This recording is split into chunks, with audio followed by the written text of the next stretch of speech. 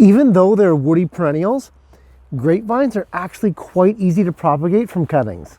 This is great because not only are grape plants obscenely expensive to buy at the store, getting the variety you want isn't always an option, and you're at the mercy of what's currently in stock.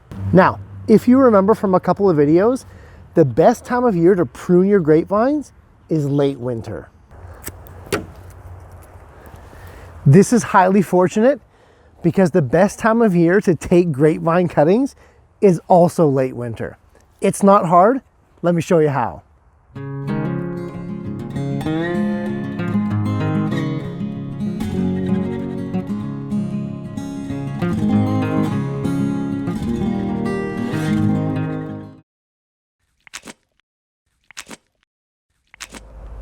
This summer, this grape plant will bear fruit on the shoots that sprout from these 1-year-old canes.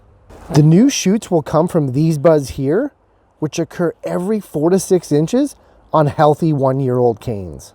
When taking cuttings from a grape plant to grow new grape plants, these are the very same canes that we're after.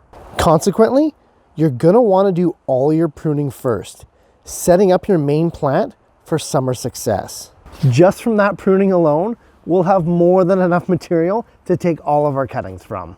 When taking our cuttings, what we're after are healthy canes with big buds forming at uniform intervals. Each cutting that we want to root should have about 3 or 4 buds on it. So a single large cane can obviously provide more than one cutting.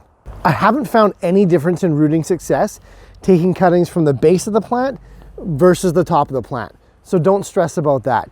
Use the entire cane as long as those buds look healthy.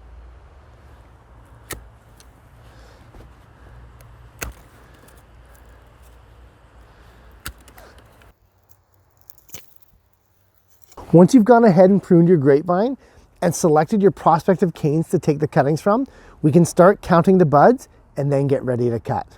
I always cut the shoots on an angle at the bottom, flat at the top. This will let me know which end to put in the soil, because if you put the vines in upside down, they will not root. Cutting on an angle also gives the exposed stem more surface area to callus over and a subsequent better chance at rooting. Make your grapevine cuttings roughly 12 to 18 inches long. This will give you anywhere from 3 to 4 buds per cutting. Another way to distinguish the shoot's orientation is to cut the stem right close to the top bud, leaving the bottom stem a good couple inches extra from the bottom bud, which will also help in planting. Once you have all your cuttings, what I like to do first is place them in a container of about 4 to 5 inches of water. I do this for 24 to 48 hours to allow the stems to fully hydrate, giving me a greater chance of rooting success. While these stems are soaking, let's go ahead and prepare our pots. Any pot that is 6 inches deep or deeper will do just fine. I use standard 1-gallon nursery pots because I like to start 2 vines in each one, just in case one vine doesn't take. Fill those pots all the way to the top with a standard organic potting mix. Next, you're gonna wanna soak those pots in water from below for about a day. This is key because you really want the soil to be nice and moist to avoid those stems drying out. Any sort of moisture challenges these cuttings face will result in them not rooting, trust me. Now that our pots have been soaking for about a day and our cuttings for around 1 to 2 days, we're ready to plant. Planting is easy. I just press the stems in, angled cut down, about 3/4 of the way into that pot.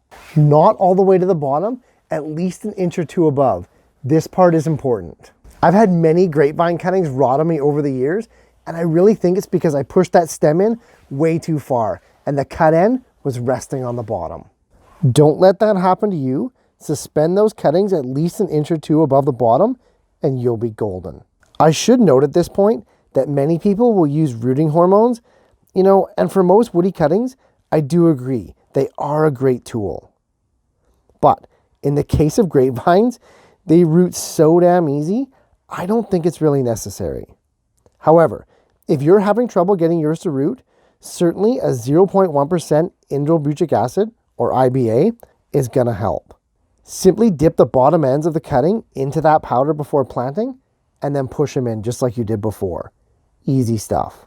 Your newly planted grapevine cuttings are best kept at 70 to 80 degrees Fahrenheit, so slightly above room temperature. I use a low watt seeding heat pad for mine. I'll throw a link in the description below so you can check it out. After about a week, you should start to see the new bulbs begin to swell. Within 2 weeks, some of those bulbs may even begin to sprout. And after 3 weeks, the leaves are really starting to grow. Now, if nothing's happening with your stems after about a month to 6 weeks, likely nothing's going to. Pull those stems out and try a different one. Do note that even the cuttings with the biggest leaves probably still won't be properly rooted at this point. That part takes some time, so don't wiggle, move, or pull out the stems for at least a couple of months. Keep your new grape plants indoors until your grape plants outside begin to sprout. At that point, you can bring the pots outside to continue growing, or plant them up anywhere you want to establish a new set of vines. Well, friends, it's time for the obligatory too long didn't watch 45-second recap. Grapes are pruned when the shoots are dormant in the later stages of winter. Luckily, these prune canes are the same canes that we need to grow new plants from. Cut those extra shoots to around 12 to 18 inches long, containing 3 to 4 buds each. Next, cut those bottoms off at an angle and place them in potted soil 4 to 6 inches deep. Keep well watered and between 70 and 80 degrees Fahrenheit, and your grape cuttings will sprout within a few weeks and be ready for transfer out into the garden this spring. Growing new grape plants from cuttings is an easy and inexpensive way to increase your grape production from plants that you already own. And if you have a variety that is performing well for you and you just can't get enough of it, or you can't find more of them to buy at the store, make sure to root some cuttings this winter while you're out there pruning the plant anyway. Hey, if you guys have any other grape growing tips that you'd like to share with the community, make sure to leave it in the comments down below. Also, if any of you are on Facebook, head on over and join our gardening group called Growing Better. The group has grown phenomenally fast, yet it will never lose its sense of community or its welcoming feel. If you're passionate about growing epic organic fruits, herbs, and veggies for you and your family, the Growing Better group is a great place to hang out, share, learn, and grow. Hey, thanks for watching, guys.